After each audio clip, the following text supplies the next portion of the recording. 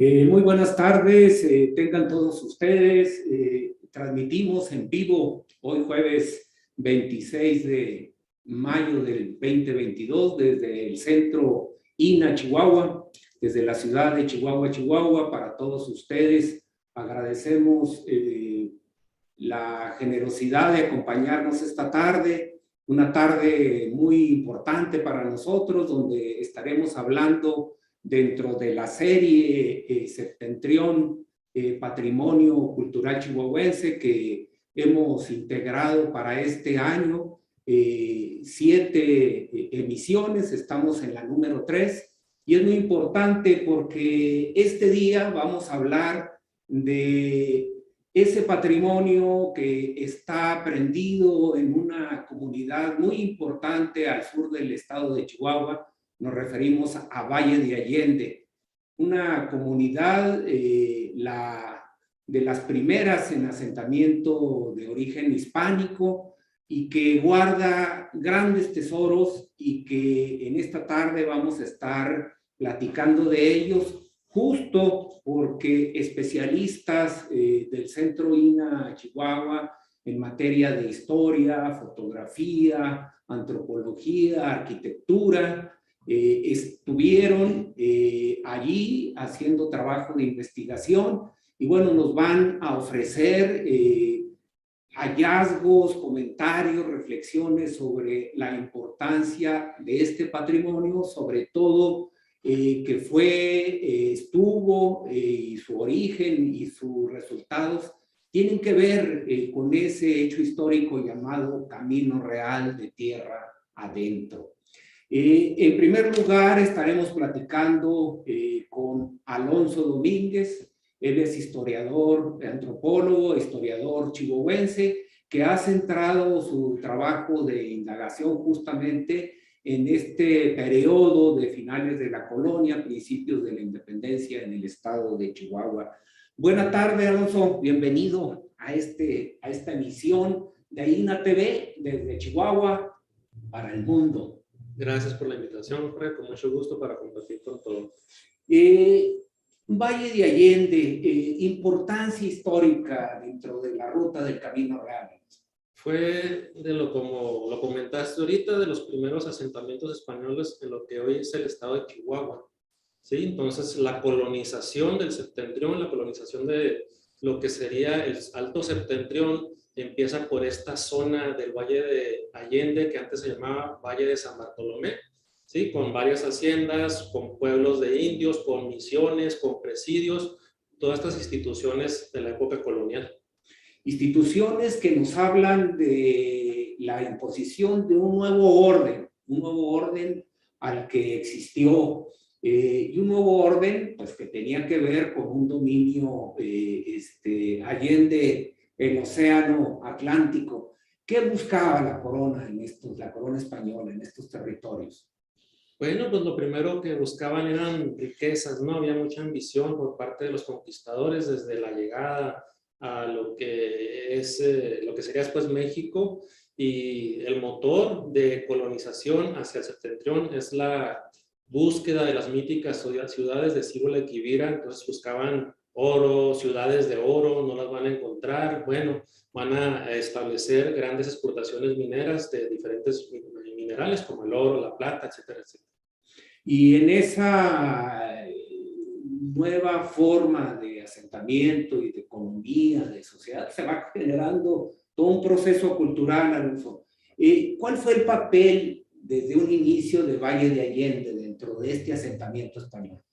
El Valle de Allende, antes llamado Valle de San Bartolomé, como primera población indígena y después de españoles, pues es la punta de lanza, de la cabeza de playa, de la colonización de lo que es el septentrión, más al norte de lo que es la cuenca del río Florido. Esa es la gran importancia, lograr establecer poblaciones estables, poblaciones que produjeran lo necesario como cereales, como productos cárnicos, para la población que se iba asentando alrededor, y sobre todo aportar pobladores, aportar seres humanos que siguieran avanzando hacia el norte.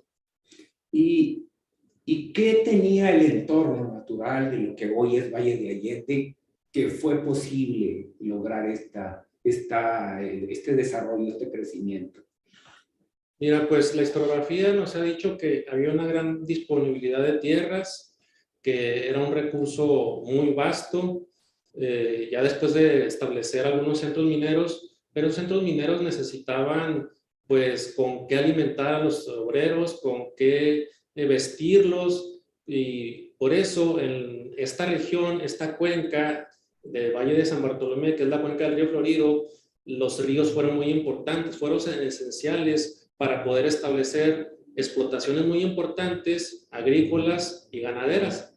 Entonces, la importancia de este valle es precisamente haber consolidado primero la colonización de este valle para después seguir avanzando hacia el norte, estableciendo pues varias haciendas agrícolas y ganaderas que eran los que aportaban y suministraban todo lo que es, por ejemplo, el trigo, el maíz, las frutas y el ganado, obviamente, ganado vacuno, ovejuno, etcétera, etcétera. Que el ganado, bueno, pues no solo era la carne, de ahí se obtenían cuero, cebo para la iluminación a través de antorchas al interior de los yacimientos mineros, las minas, pues propiamente.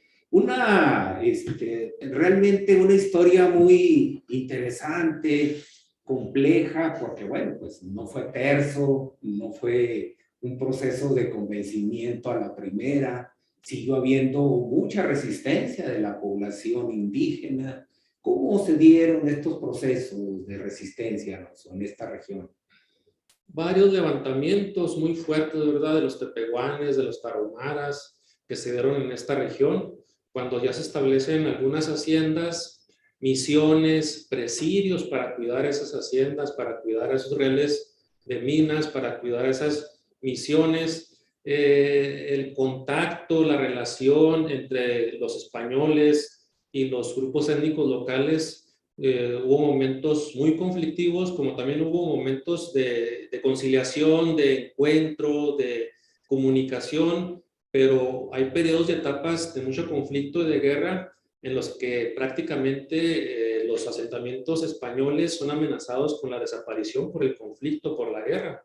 Entonces son momentos muy difíciles, muy complicados, en los que algunas haciendas, por ejemplo, son abandonadas, algunos pueblos se quedan sin habitantes, se quedan como pueblos fantasmas. Entonces es un proceso muy largo y muy complicado en ese sentido. Y bueno, pues un proceso que se necesita documentar con cuidado, con tesón, con esa búsqueda puntual de la información. ¿Dónde encuentras tú las fuentes para documentar estos procesos, para este punto de Valle de Allende, Alonso?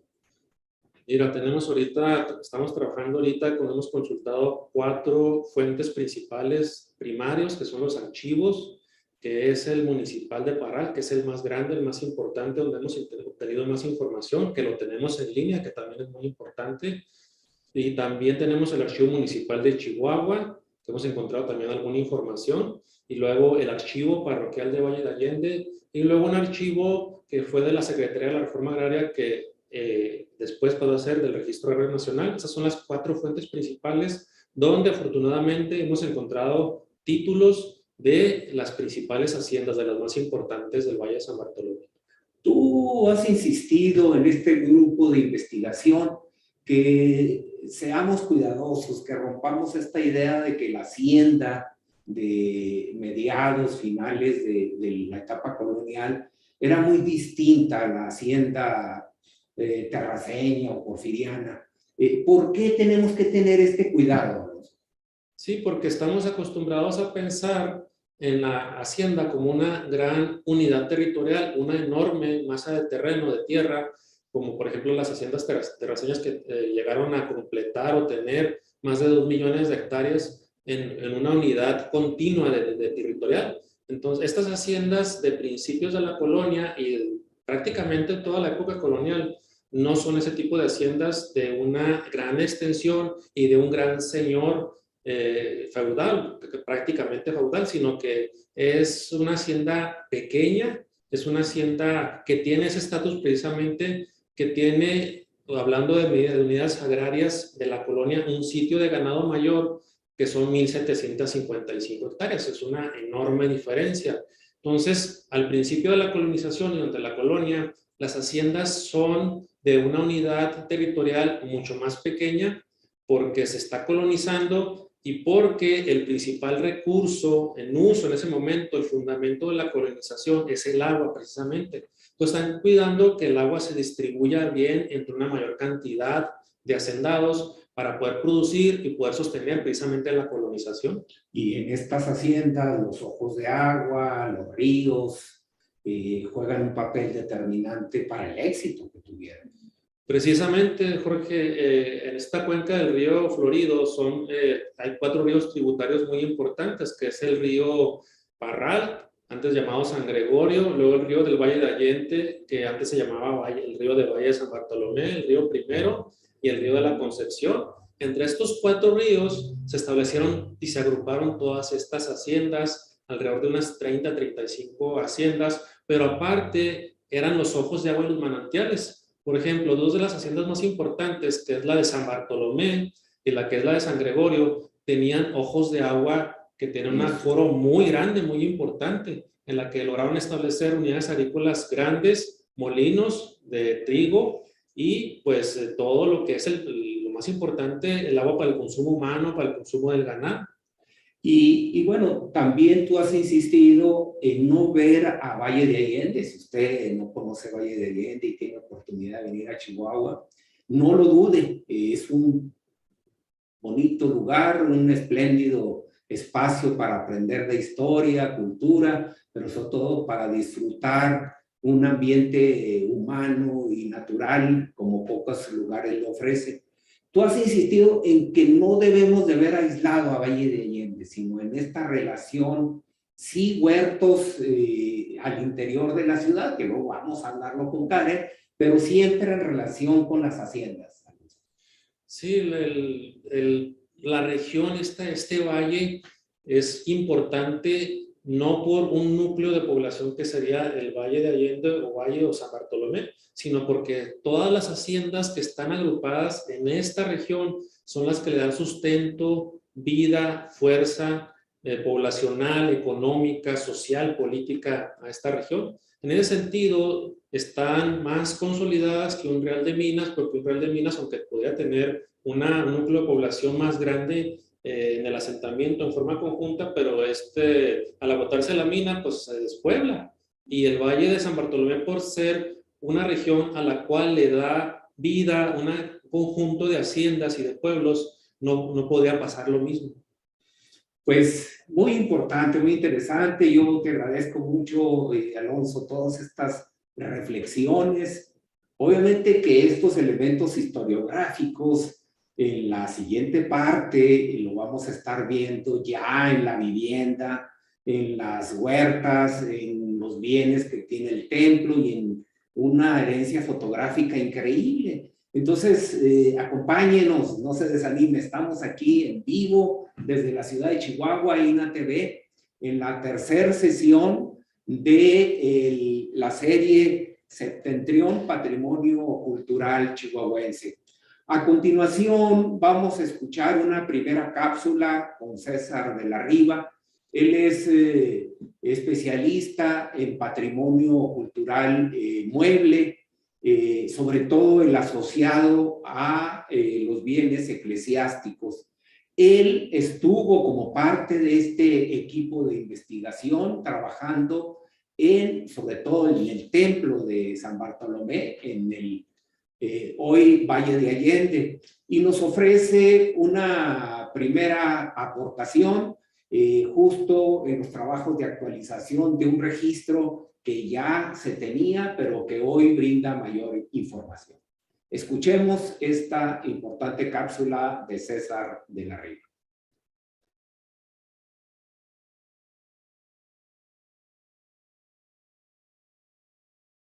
Referencia a los objetos que pudimos encontrar en la comunidad de Valle de Allende. Nos centramos en el templo, en el antiguo templo parroquial de Valle de Allende. y ahí pudimos, digamos, actualizar el registro con el que ya contábamos con un registro de aproximadamente 10 años, hace 10 años, donde se registraron 40 objetos. En esta actualización se pudieron registrar 60 bienes, se pudieron mejorar los registros fotográficos y obtener más datos, ¿no?, acerca de del estado de conservación. Incluso se identificó un bien relevante, una pintura que no estaba registrada y que, bueno, es interesante para más allá. Aquí hay un ejemplo de los objetos registrados bajo el campo. La mayoría de los objetos que podemos encontrar son pinturas. Y bueno, aquí lo interesante es como ir viendo la acumulación de estos bienes en el tiempo, cómo ha sido su evolución, el uso, cómo han cambiado junto las imágenes, ¿no?, de lugar, que nos dice cómo sus movimientos. La acumulación de estos objetos nos habla de procesos históricos, porque el ejemplo que se pone en la comunidad no ha sido el único. Los franciscanos de la región van a ayudar en un templo y hay una sucesión de edificios que van construyéndose desde el siglo XVI hasta el XVIII, que es el templo actual que podemos ver.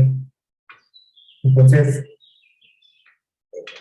la pregunta era, una de las preguntas también que yo quería responder era qué objetos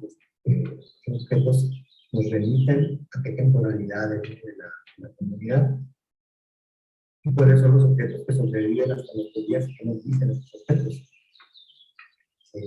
Encontramos que hay objetos no solamente traídos por las comunidades religiosas, a las órdenes religiosas, sino que hay objetos que han sido traídos de otras comunidades alrededor y que han sido depositados en el templo. Uno de los objetos más interesantes que podemos ver es una pintura, es una custodia que podemos ver en pantalla, en la imagen de San Pedro, que debajo tiene una leyenda con el nombre de la persona a la que se identifica y quién la hizo. Entonces, todos estos datos, toda esta información, pues nos ayudan a ir, digamos, a ir creando constelaciones, ¿no?, de datos históricos para al final, y digamos, observar cómo es que funcionan, ¿no?, estas constelaciones históricas. Otra de las piezas interesantes es un cuadro de José Páez, que tenemos en pantalla y que fue restaurado hace 10 años, firmado en 1769 con la imagen de María, con el nombre de la Virgen de la Luz. Me parece que es una imagen que tuvimos junto, que tuvimos contando, que tiene su lugar en alguno de los templos que se fueron construyendo en el templo. Y bueno, queda la puerta. Otros de los objetos son la pintura, que es lo que más hay en el templo, pero también hay escultura, especialmente este Cristo. Aquí es un Cristo del siglo XVIII, que según información es un Cristo que fue traído de la zona de Roncesvalles, se le conoce en la comunidad como Cristo de Roncesvalles. Al lado izquierdo está la figura principal, la Virgen del Rosario, que ocupa, digamos, el lugar preponderante en el punto de la comunidad, una figura del siglo XVIII, modificada y vestida, que tiene rastros, ¿no?, de tipo de técnicas, ¿no?, escondida debajo capas de pintura moderna.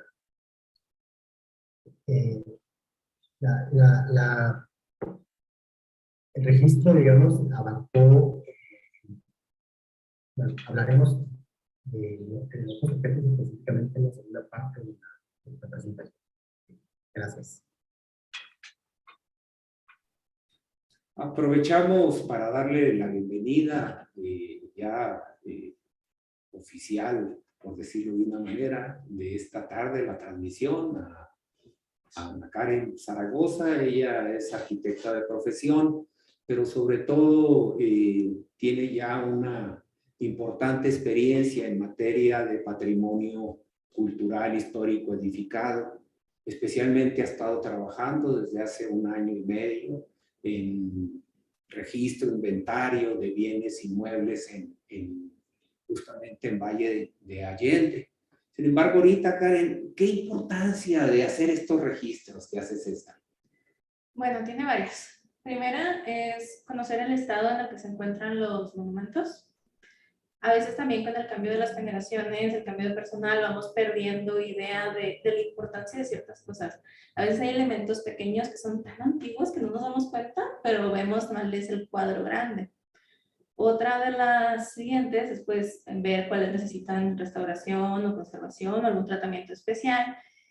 Y en muchas ocasiones, por ejemplo, como en el sismo que hubo hace unos años, es muy importante para saber cuántas piezas hay, cuáles faltan, cómo se pueden recuperar, de qué manera hay que seguirlas buscando, o inclusive, pues en muebles no tanto, pero a veces en monumentos históricos, pues para ayudar a repararlas, saber cómo eran antes de que les pasara algún accidente. E incluso en la etapa en que se estuvo una primera temporada de trabajo de campo, pues vimos al uso del San Gregorio, sí, ahí en el templo, y luego ahora ya lo vimos con otros ojos, claro. Porque por su experiencia, por de dónde vino, o fue San Pedro, el que estaba en la hacienda. San Gregorio.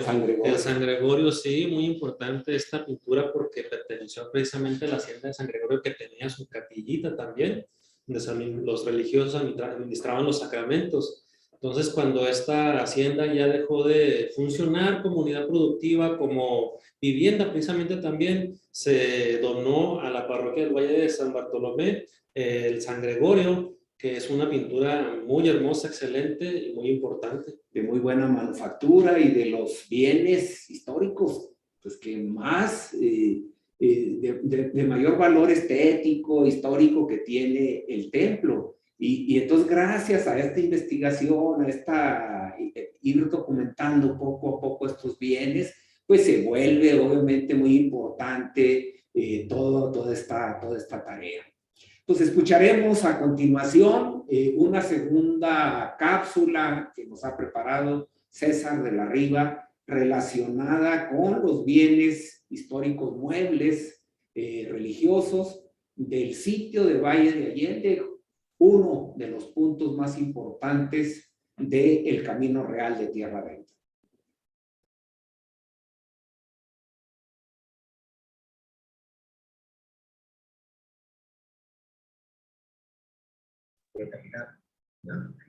La parte. Tenemos 3 objetos también pertenecientes a la comunidad de la parroquia de Valle de Allende, una escultura de la Asunción, de la pintura, también con el mismo tema, y la pintura de otro formato, firmada por don Antonio Arriaga en 1729. Bueno, el tema es la santa peruana Santa Rosa de Lima. Hablando aquí de la acumulación de los procesos históricos que están, digamos, funcionando en el tiempo, no solamente lo podemos ver en los objetos que se acumulan en las estructuras de diferentes aplicaciones, también es interesante ver la acumulación de las intervenciones históricas, ¿no?, que han sufrido los objetos. Por ejemplo, en el caso de esta Inmaculada Concepción, perdón, es la Inmaculada Concepción, de la pintura, podemos ver cómo han sido intervenidas en el tiempo y cómo la comunidad se ha apropiado de ellas para que continúen vivas, para que continúen en la parroquia. Chihuahua, uno de los principales, digamos, agentes de deterioro es el descuido, de la pérdida, ¿no?, de punto de las imágenes que se van arrumbando hasta quedar por ahí destruidas, ¿no? También interesante es en la comunidad de Valle de Allende ver los objetos que han sido traídos de las haciendas de la parroquia de San Bartolomé, ha sido propietario de estos objetos. Una escultura muy famosa en la región, pues, padre Jesús de las Villas, que procede de la hacienda de San Antonio, que fue traído en 1875. No solamente fue traído, fue vendido por una de las hermaneras que tiene este bien. Con un nombre de restos de lo que parece ser fue la hacienda de San Antonio, y en un recorrido simple por la superficie, por ejemplo, podemos encontrar cerámica. Otro de los objetos muy interesantes, personalmente, me parecen más interesantes, no solamente por la técnica pictórica, sino porque es el objeto más antiguo, uno de los objetos más antiguos que podemos encontrar, la pintura que es un San Gregorio, una pintura del siglo XVII, que pertenecía a la hacienda de San Gregorio. Hicimos un recorrido también por la hacienda para tratar de armar, ¿no? Que pudo haber sido aquello, y encontramos ruinas y evidencias cerámicas también en la región. Entonces, todos estos objetos, al juntarnos, al analizarlos, pueden ayudar a ir, digamos, armando, ¿no? Las constelaciones históricas que ven, ¿no? En la región. Y finalmente, esta pintura que no digamos conocimiento de ella, una Divina Pastora, que es interesante por la técnica con la que fue construida, con la que fue realizada. Y lo interesante de entrada es que esta pintura, con esta técnica, podemos encontrar en el Tepache, una comunidad que está en la frontera con Sonora, y que ahí existe un retablo que parece de la técnica que fue ejecutada por las mismas personas, por el mismo grupo de pintores. No sabemos, no se sabe, fueron pintores que estuvieron activos en la región, fueron pintores que hicieron súper.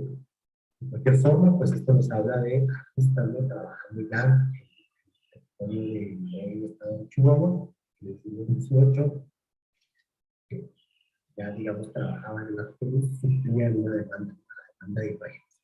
O, por ejemplo, de pinturas con esta misma técnica en la Ixhiachi, del municipio de Guerrero, una de las 150.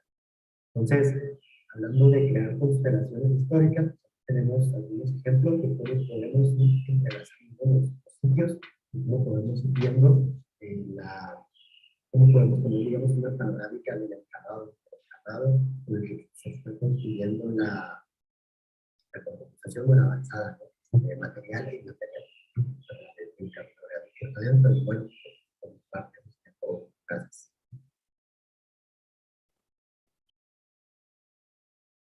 Los bienes muebles, ahora pasamos a los bienes inmuebles, templos, edificaciones populares, comunitarias, como la vivienda, las plazas, pero otras de orden productivo, como sin duda los huertos y las venas abiertas, dijera un poeta, ¿verdad? Que son el sistema de acequias. ¿Cuál es la importancia dentro de la conformación urbana y productiva del antiguo Valle de San Bartolomé de esta acequia o de este sistema de acequia? Bueno, si vemos la conformación del Valle de Allende, casi todas las comunidades cuentan con una plaza central, un templo, edificios de gobierno, y luego alrededor de ellos va creciendo la comunidad. Si observamos aquí, vemos en realidad una comunidad horizontal en dos secciones, que tiene una conformación un poco extraña, ya que está ligada totalmente al suministro de agua. Podemos ver al centro el río del Valle cruzando. En la parte norte vemos una de las acequias que se llama La Cordereña, que ya está destinada más que nada a la agricultura un poco más industrial, se podría llamar. Y por la parte sur tenemos lo que es la acequia del pueblo. Esta acequia del pueblo es en realidad la que fue conformando la sociedad. Se ven desde un presón que está al oeste, cómo va corriendo el hilo de agua, pasa por debajo de calles, debajo de agua, sobre la tierra, y va dejando así pues su rastro en todas las casas, que tienen una configuración que no hemos visto en ningún otro lado de aquí de Chihuahua. ya que son manzanas bastante grandes, con construcciones perimetrales y pequeños huertos en los corazones. Es una ciudad que nació con vocación productiva de huertos. ¿Cómo se da esta relación? Pues son primero pequeños huertos. Ahorita tal vez lo que tenemos más común es de valle, hay que ir por nueces y dulces, Sí. ¿no? Es lo que consideramos principalmente.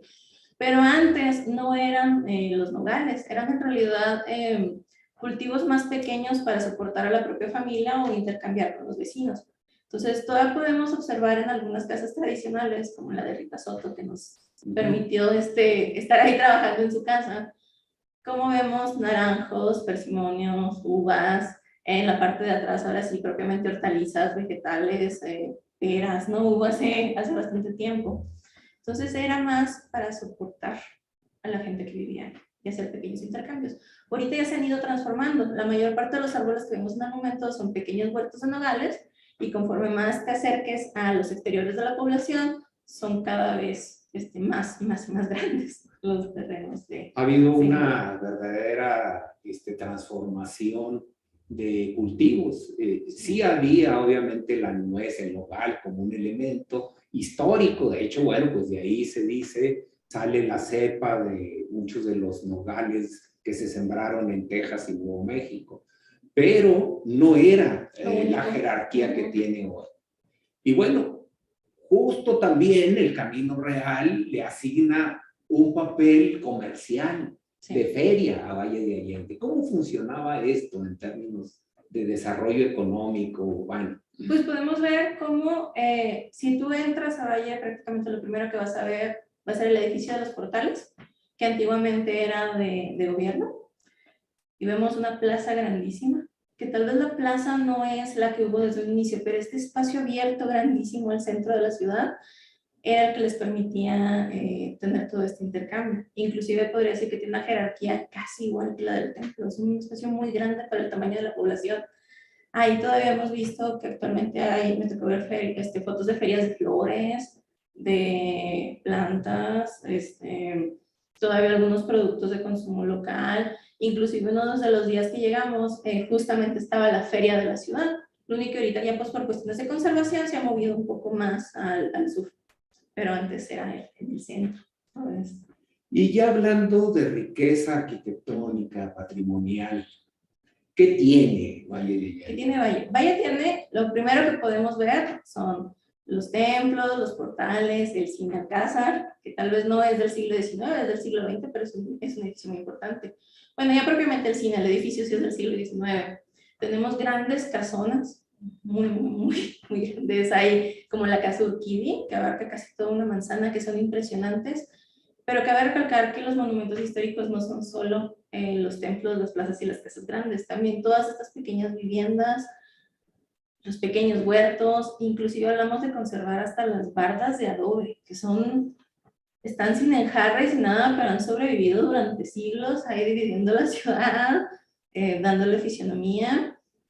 Y otro de los ejemplos muy diferentes de todas las ciudades de Chihuahua es que también aquí tenemos casas que servían para el comercio.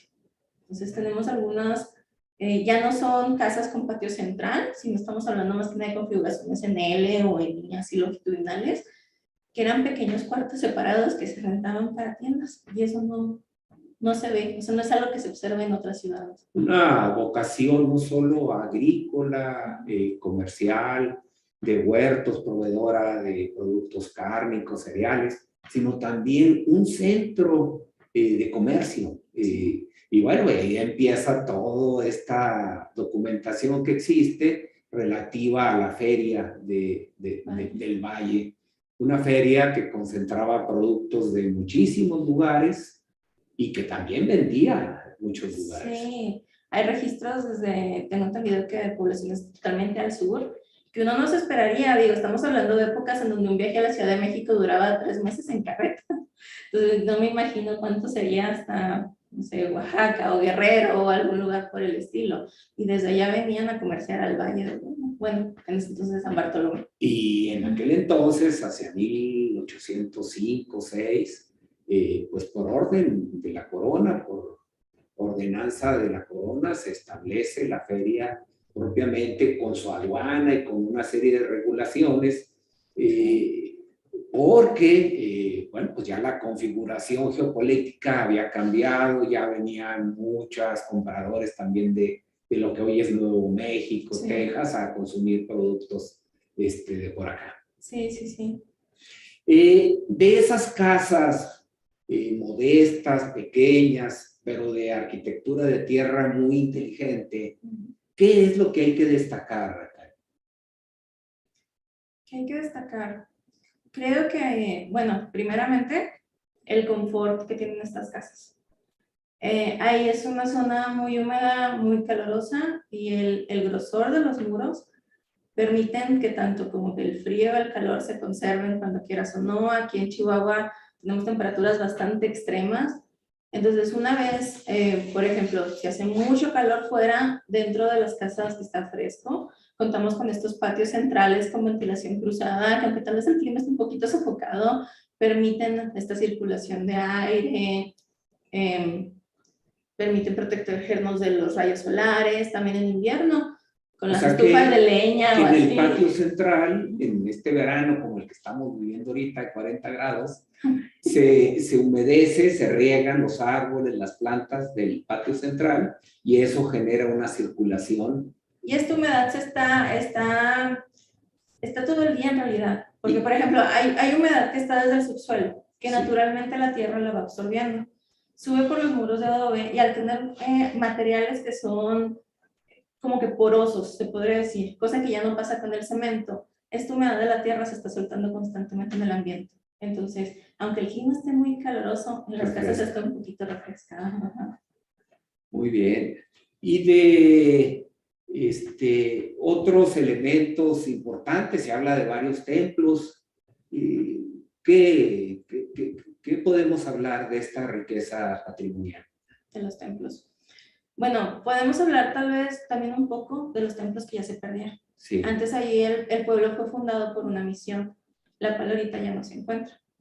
Pero muchos de los bienes muebles que estuvieron ahí o así, pues fueron pasando ahora a los templos. Cabe destacar que pues sigue siendo un patrimonio vivo, o sea, la gente sigue asistiendo a misa, las campanas se siguen escuchando, la gente sigue yendo a la plaza y al templo a convivir ahí, ¿no? Entonces. También es poco común en nuestras ciudades, quizás de las pocas, esta alameda todavía cercana o una simbiosis entre el pueblo y la ribera del río. Sí, sí, sí. En realidad, bueno, nos tocó prácticamente recorrer el río a pie para poder trazar la ruta de las acequias. Queríamos verla desde su inicio hasta el final, entonces nos fuimos desde un presón, cruzamos por el río hasta prácticamente el fin de la ciudad. Y está totalmente ligada, o sea, le digo, vemos cómo el río le dio forma a la ciudad, vemos entre estas manzanas de construcciones y huertos unos pequeños callejones que están lindísimos porque son bardas de adobe bajas a los costados con nogales gigantescos, o sea, levantas la vista y sigue estando el nogal acá casi 8 metros, 10 metros arriba de ti. Y estos caminos eran para comunicar a la ciudad con el río, porque seguían bajando, seguían yendo todos los días, era necesario para traer agua, para convivir.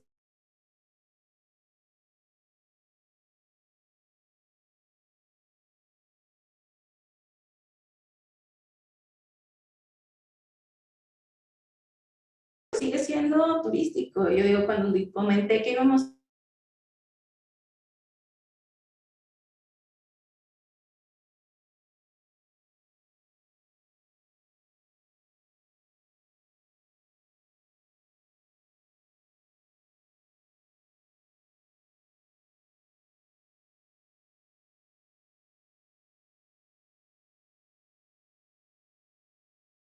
Y pues ya como lo platicábamos con Alonso, una historia que enorgullece a sus habitantes. Pero buena parte de esa historia, a finales del siglo XIX, principios del XX, ya no propiamente en la etapa histórica del Camino Real, pero sí en mucha de su herencia, como decimos acá en Chihuahua, eso de que todos somos hijos del Camino Real, en alusión a esa hermosa novela de Pedro Páramo, de Juan Rulfo.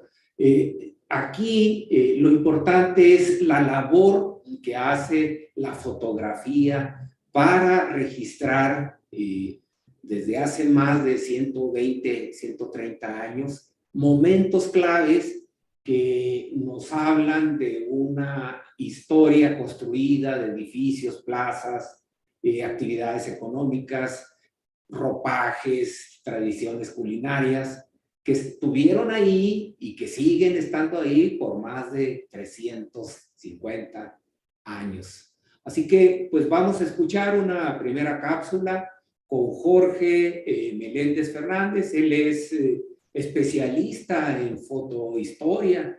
Él, como responsable de la fototeca, está haciendo un importantísimo trabajo de recuperación y documentación fotográfica del estado de Chihuahua, pero especialmente cuenta ya con más de 1,500 registros asociados al Camino Real y su patrimonio. Como parte de las actividades de la fototeca en esta labor interdisciplinaria para el proyecto Camino Real de Tierra Adentro, pues es recuperar algunas colecciones fotográficas que podamos encontrar entre los habitantes de las comunidades que visitamos. En el caso de Valle de Allende, tuvimos la fortuna o la suerte de contar con el gran apoyo de Rita Soto Torres, quien generosamente nos proporcionó su amplia colección fotográfica, que no nada más incluye temas de la comunidad de Valle, sino de algunos otros municipios del estado y fuera incluso en nuestro estado de Chihuahua.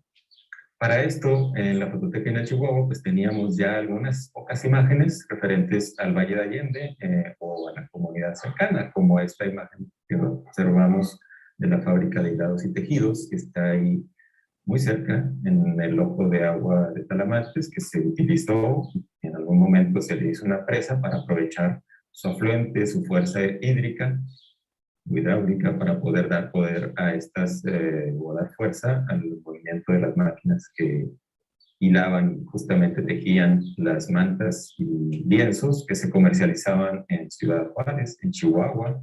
Había un distribuidor específico y algunas de las tiendas de la época, como la de José María Sánchez, pues comercializaban estos diferentes tipos de telas que se fabricaban en esta comunidad.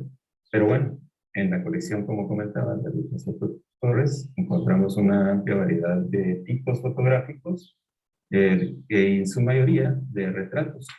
Retratos tarjeta de visita, como este que observamos aquí, que tuvo el nombre de José Cano, que pareciera ser casi una pose muy sencilla, pero pues no tiene nada de azaroso esto que vemos en un retrato, sino es mucho planificado por el fotógrafo que está realizando la imagen. O retratos centrados en el gusto de una persona. Ubicamos también algunos autores, como el caso del fotógrafo Ledesma, que habría que encontrar más información para ubicarlo en su campo de acción geográficamente. Pues tenemos también las representaciones que tienen que ver con simbolismo, como el caso de la religión. O también los temas muy socorridos o muy gustados por la gente, que son el tema de la revolución, y en este caso como un ejemplo de la rebelión orozquista. Pero también, coincidentemente, dentro de su fotografía, pues había una serie que al parecer había tomado Hugo Breme y que en espacios como Fototeca Nacional, Museo Franz Mayer y algún otro espacio europeo, pues existen copias de lo que fue la decena trágica, este golpe de Estado, que justamente los hombres que están casi al centro, Mondragón en traje gris y Félix Díaz a su derecha, orquestaron y que aquí aparecen al interior de la ciudadela, donde se acuartelaron cuando se rebelan contra el gobierno de Madero. Otra escena, pareciera casi de la vida cotidiana, donde estaba pues, esta gente que tenía lazos familiares o que iba a abastecer a los regimientos que estaban en batalla, en plena batalla. Ahí al fondo se alcanzan a ver las tiendas de campaña, y pues estos eran la gente que los alimentaba o que también eran familiares de ellos. O esta es otra que también es del tema revolucionario, con un cuerpo conformado por programas. Pero también tenemos esta otra imagen interesantísima de la Escuela Particular de Agricultura, de los hermanos Escolar, Numa Pompilio, al centro, sentado a la derecha, ya de cabello cano, casi completamente blanco, y a la derecha, su hermano Rómulo, los fundadores. Y la foto pues fue tomada justamente 20 años después de que iniciaron labores en la escuela, que aparece atrás sus instalaciones originales, con el grupo, un grupo de los varios que tenían ahí dando clases. Incluso ya estaba incorporado el hijo de Rómulo a la planta docente. Y también tenemos fotografías de Chihuahua, porque el abuelo de Rita Soto pues, fue parte de la legislatura estatal. Y también no puede faltar la fotografía referente a lo vernáculo, a lo popular, a lo que los mismos familias van generando. Esto es algo de la variedad que podemos encontrar en esa colección de Rita Soto.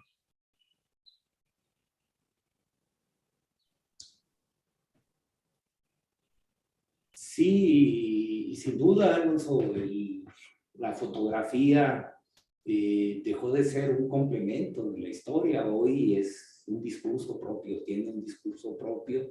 Incluso se habla de fotohistoriadores. ¿Cuál es tu punto de vista de eso? Así es, Jorge. Esto de los fotohistoriadores se puso más de relieve, más de moda, tuvo más importancia en la época de la Revolución Mexicana, precisamente con estos personajes que arriesgando el pellejo, la vida, se metían a las batallas para fotografiar los acontecimientos. Por eso es muy importante la fotohistoria, lo que representan simbólicamente, que va más allá de un objeto o de una imagen, sino que tienen una representación histórica muy amplia por todo lo que significa, precisamente. Y que una imagen nos dice más que 1000 palabras. Muchísimo, ¿verdad? Sin duda. Pero aquí también tiene que haber sensibilidad para explicar, documentar, entender el contexto, por qué se dio así las cosas. Rita Soto, Karen, te hablaba ahorita de que Rita Soto nos abrió sus puertas, pero la contribución es increíble de Rita Soto en todo este proceso de registro historiográfico, documental en Valle de Allende. Sí, desde su papel de conservar todo lo que puede, o sea, ella nos ha platicado de elementos que han tirado, por ejemplo, en plan de desconocimiento, vecinos, mobiliario, documentos, todo lo toma, lo empieza a analizar y además nos abre las puertas para poder investigarlo, nos comparte, nos explica, nos atiende en su casa, hasta nos ofrece un café, sinceramente, y nos permite acceder a toda esta información.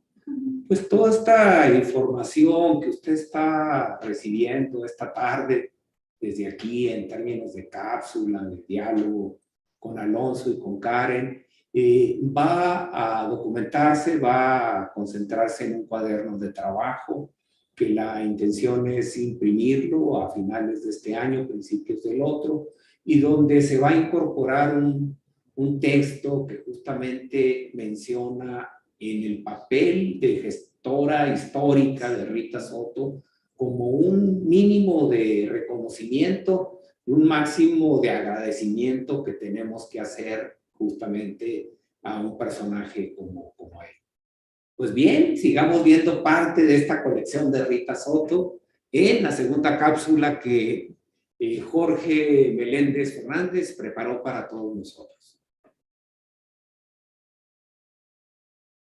Dentro de esta colección de Rita Soto Torres, pues encontramos algunas imágenes que sí tienen que ver directamente con la comunidad de Valle de Allende, fotografías que fueron tomadas en diferentes épocas, de lo más antiguo que encontramos, pero obviamente retratos, pues se encuentran estas tarjetas de visita que se utilizaban y se intercambiaban durante la segunda mitad del siglo XIX.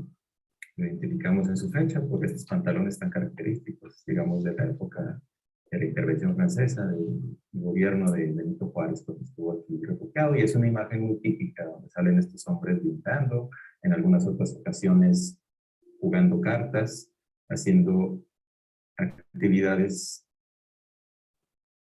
diversas.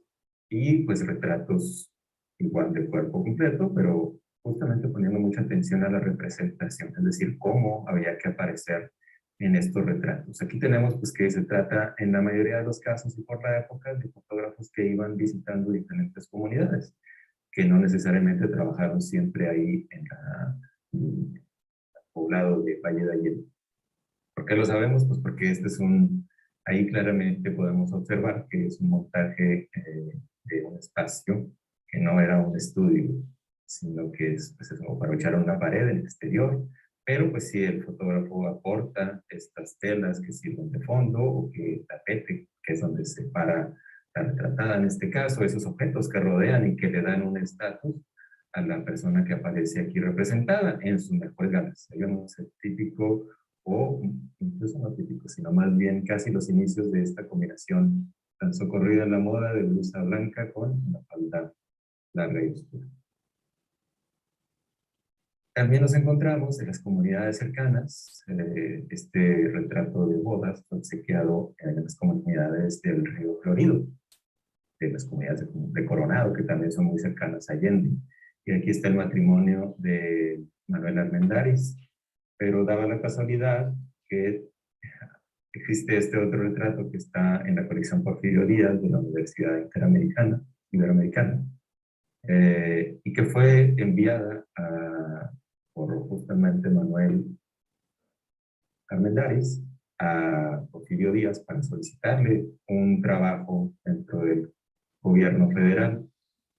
Y él pues aduce que formó parte de los cuerpos de los tuxtepecanos que llevaron al poder a Porfirio Díaz, es decir, que él había sido su adepto desde muy jovencito y pues que eso justificaba el hecho de que le pudiera otorgar algún trabajo. Ahora, él vivía en Canutillo, él refiere esto en una carta que envía junto con este retrato que vemos a la derecha, y pues fue recopilado o reunido en un libro de los usos y las que tuvieron los diferentes retratos durante el porfiriato que realizó la investigadora Teresa Notabuena. Entonces vemos también cómo el entorno y las relaciones familiares y los obsequios que eran muy valiosos en la forma de retratos, pues eran conservados por las familias. Igual de la misma época vemos esta otra imagen que se trata de una excursión que eran muy socorridas, promovidas por los mismos empresas ferrocarrileras a diferentes comunidades que tenían festejos o ferias en curso y que aparecían luego también en retratos de grupo como un recuerdo de esa excursión que se hubiera realizado. Otra imagen de la Revolución Mexicana, justo ahí enseguida de la plaza principal de Valle de Allende. Y aquí distinguimos el cambio que hay en la representación de las personas, de los personajes. Ya no es esta apariencia elegante, ya son ahora las cananas, los fusiles, las armas de fuego, los sombreros, los que distinguen a estas personas que estuvieron luchando. Y aquí en particular, el caballo no cuenta como un elemento, sino que en primer plano aparece de pie y muy bien enfocado el personaje principal, que tiene estos elementos de los que hablamos. Y ya también como espacios de la misma comunidad que tuvieron una trascendencia, pues están estas ruinas que fueron en algún momento un convento, pero que posteriormente fueron adquiridas por un empresario, justamente el abuelo de Rita Soto, quien fundó esta empresa llamada la Refrigeradora del Valle, que justamente comercializaba con los frutos que el mismo valle generaba, que los cultivos y las acequias y todo este afluente de agua que venía desde Talamantes, pues iba dando diferentes actividades para desarrollar en la comunidad. Y aquí vemos apenas los inicios de este edificio. Si lo visitamos, sigue existiendo, ha habido modificaciones, pero es un edificio ya más amplio.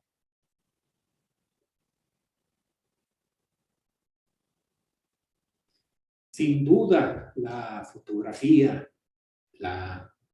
sin duda la fotografía histórica, pues nos ayuda a comprender buena parte de esa historia no vinculada directamente a la etapa del Camino Real Colonial, pero sí a estos bienes materiales e inmateriales que están ahí.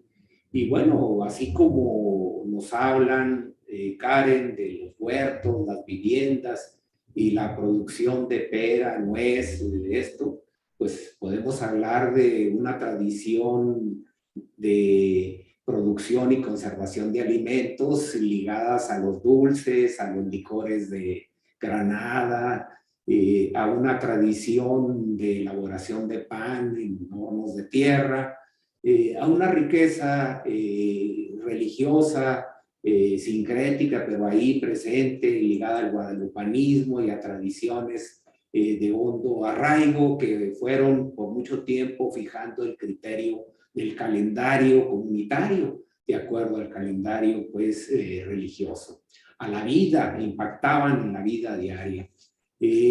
Así es como un grupo multidisciplinario integrado por quienes hemos participado esta tarde en este programa, se avanza en ir documentando momentos y hechos y realidades pues vinculadas al proyecto del Camino Real de Tierra Adentro. Hay comentarios desde la nube, desde tierras lejanas, y le pedimos a Adria Lozano que nos lo comente. Sí, claro que sí, buenas tardes. Manda saludos a Efraín Payán, dice que pues es un tema muy interesante. Y también Antonillo comenta que es muy interesante este tema, sobre todo porque busca conservar la historia de México y pues él nos manda saludos desde Phoenix, Arizona. Gracias. Karen, pues todo un reto, este trabajo multidisciplinario. ¿Qué le deja? ¿Qué te deja de enseñanzas este trabajo? ¿Qué enseñanzas? Creo que la mayor enseñanza es que el patrimonio sigue vivo. Es más allá que las piedras y los monumentos. Sigue conservándose en herencias desde tradiciones, pensamientos, comidas, lugares, situaciones. Estar en la plaza y disfrutar este mismo espacio que disfrutó la gente hace 300 años. Y sigue ahí vivo para nosotros. Porque los muertos nos tienen en cautiverio, dice don Juan Manuel Serrat. Alonso, la historia de entonces y la historia de hoy. Pues es nuestro pasado, ahora nuestras raíces históricas, culturales, parte de nuestra identidad. Por eso es tan rico y importante conocer ese pasado histórico, porque de alguna manera todos provenimos de esta región. Entonces eso es muy importante, muy interesante y lo que conforma nuestra propia identidad. Es una realidad histórica, son expresiones culturales que como diáspora se fueron migrando o enriqueciendo también con la llegada de otras tradiciones, de otras comunidades. Pues es así como hemos llegado al final de esta tercera emisión de nuestra serie que transmitimos desde INA TV, desde la ciudad de Chihuahua, Septentrión, Patrimonio Cultural Chihuahuense. Nos despedimos de ustedes, no sin antes agradecerle primero que haya prestado atención a este programa. En segundo, agradeciendo también a Enrique, a Ana López, a Ana Galicia, todos ellos del equipo de INA TV. Valoramos muchísimo toda su disposición para hacer posible esta transmisión. Y desde luego a nuestra institución, al Instituto Nacional de Antropología e Historia, por darnos esta grandísima oportunidad de conocer, de documentar, pero sobre todo de difundir y compartir con usted, que gentilmente nos atendió esta tarde, estos hallazgos y estos hechos que nos enorgullecen y que están presentes gracias al Camino Real de Tierra Adentro en Valle de Allende. Que pasen muy buena tarde y el próximo mes esperemos nos siga acompañando con otro de nuestros programas de la serie Septentrión, Patrimonio Cultural Chihuahuense.